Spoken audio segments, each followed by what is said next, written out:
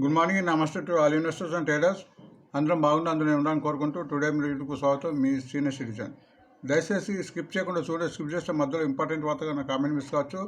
నా comment and content నచ్చితే subscribe చేసుకొని లైక్ చేయగలరు. మీ యొక్క లైక్ సబ్స్క్రైబ్ నాకు మరో సపోర్ట్ ఇస్తుంది. ఈరోజు today business news 4th October 2024. Disclaimer: it is education purpose only. I'm not a SEBI registered advisor. గమనించండి. సో వార్ ఇంకా మన టెన్షన్ ఉంది ఇరాన్ ఇరాక్ ఇజ్రాయిల్ యుద్ధం మూలంగా. కాబట్టి మార్కెట్ సెంటిమెంట్ చాలా వీక్గా ఉంది. మార్కెట్ గ్లోబల్ కూడా మార్కెట్ తగ్గుతుంది.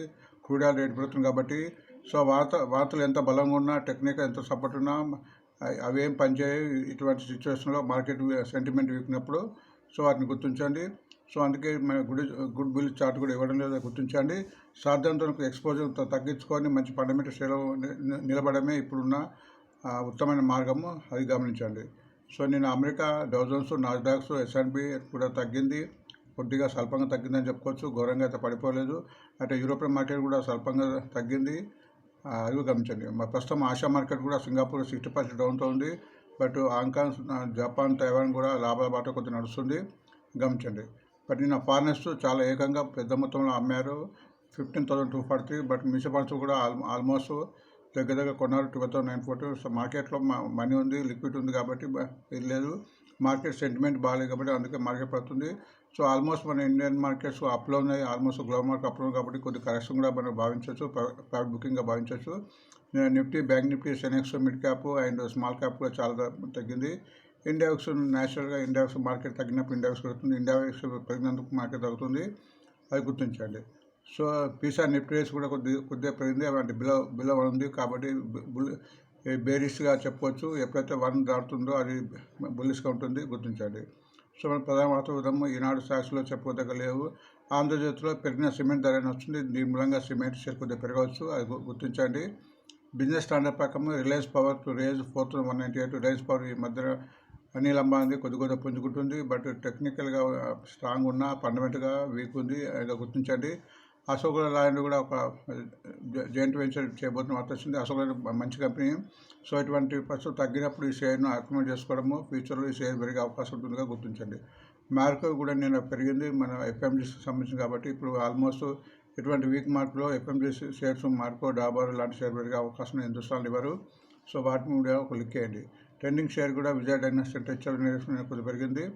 సో ఇటువంటి సీజన్లో pharma shares and dining share కొద్దిగా షేర్ పెరగడానికి కొద్దిగా అవకాశం ఉంటుంది, గుర్తించండి. బిజినెస్ ప్రకారం స్టాక్ ఫోకస్ కింద వరుణ్ బేజెస్ ఈ మధ్యన స్ప్లిట్ అయింది. సో ఇది కూడా ఫండమెంటల్ కంపెనీ తగ్గినప్పుడు యావరేజ్ చేసుకోవాల్సింది. అండ్ బ్రోకర్ కాల్ కింద కూడా మ్యాన్ ఇన్ఫ్రా ఇచ్చారు, ఇది కన్స్ట్రక్షన్ సంబంధించింది, అది గుర్తించండి. ఇందు ప్రకారం news and Bajaj housing finance కొద్దిగా దాన్ని రిజల్ట్ ప్రకటించిన వార్త వచ్చింది.